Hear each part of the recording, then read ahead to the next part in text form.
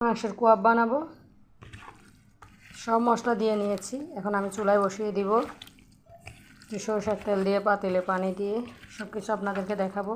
মেখে নিচ্ছি সব মশলা দিয়ে, আদা বাটা, রসুন বাটা, হলুদ গুঁড়ো, জিরে গুঁড়ো, গরম মশলা গুঁড়ো, মাংসের মশলা, লাল মরিচের গুঁড়ো, জিরা, ধনিয়া, যা যা দরকার সব করে নিয়েছি। ভালোভাবে মেখে নিলাম। নুন, হলুদ সব দিয়েছি। যে আমি এত সাইজ করে কেটেছি, এই যে দেখুন বড় বড় করে কেটেছি, কারণ কোয়াব মাংসগুলো এভাবে কাটতে হয় বড় স্লাইস করে। যে বড় স্লাইস করে কেটেছি আমি সবগুলো। এখন চুলায় বসিয়ে দিব। বসিয়ে দিয়েছি কোয়াবের জন্য। পুরো প্রসেসিংটা আপনাদেরকে দেখ। আমার কোয়াব মাংসগুলো সিদ্ধ হচ্ছে, শুকায় আসলে আমি তারপর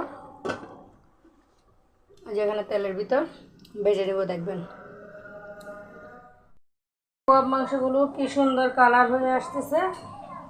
আসলে করতে জানলে আলহামদুলিল্লাহ সব কিছুই ভালো হয়। এই দেখুন কি সুন্দর। আসলে লাইটের আলোটা খুব কি বলবো, একটু হালকা টাইপের, ওই জন্য।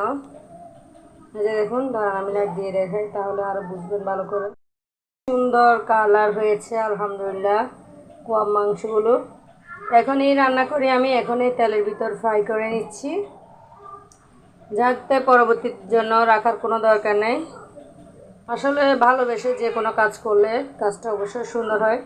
যে দেখুন কোয়াব মাংস, আগের যুগে দেখতাম আমার দাদিরা, আমার মারা গ্রামে যে বড় পাতিল কুরবানির দিন মাংস রান্না করতো, তারপর মাংসগুলো তুলে তুলে তুলে তুলে পাতিলে 1 সপ্তাহ 15 দিন 1 মাস এভাবে শুকাইতে হইতো মাটির চুলায়। গরু চর্বি দিয়ে দিয়ে শুকাইতে হইতো প্রত্যেক দিন। তারপর মরিচগুলো পরে আমরা খুব সুন্দর করে শুকিয়ে একদম জোড়া জোড়া করে আমাদেরকে দিত। আমাদের খেতে খুব ভালো লাগতো, সাদা ভাত দিয়ে আমরা খুব মজা করে খেতাম। আসলে ওই দিনটাও মিস করি। আর এখন তো কোয়াব মাংস বলে সবাই, তখন বলতাম আমরা গরুর মাংস, শুকনা মাংস, গরুর শুটকি মাংস, মানে শুটকি আর কি, গরুর মাংসের শুটকি। এই যে এটাকে মাংসের শুটকিও বলা হয়, তবে কোয়াব মাংস বললে সবাই ভালোভাবে চিনে। এই যে এটা চাইলে কিন্তু আমি গরুর মাংসের আচারও রেডি করে ফেলতে পারবো। এখনই করবো না গরুর মাংসের আচার, এটা কোয়াব মাংস থাকবে। কোয়াব মাংস আমি বক্সে ভরে রাখবো, যখন হাব্বি আর আমার ছেলে মেয়ের খেতে ভালো লাগবে তখন ওদেরকে ঝুরা মাংস করে তারপর পেঁয়াজ মরিচ দিয়ে সুন্দর করে ভেজে দিব। খেতে কিন্তু খুব ভালো লাগবে, এখনও গরম গরম খেতে কিন্তু অসাধারণ লাগবে। এটা বাইরে থাকবে মুচমুচে, ভিতরে হবে জুসি।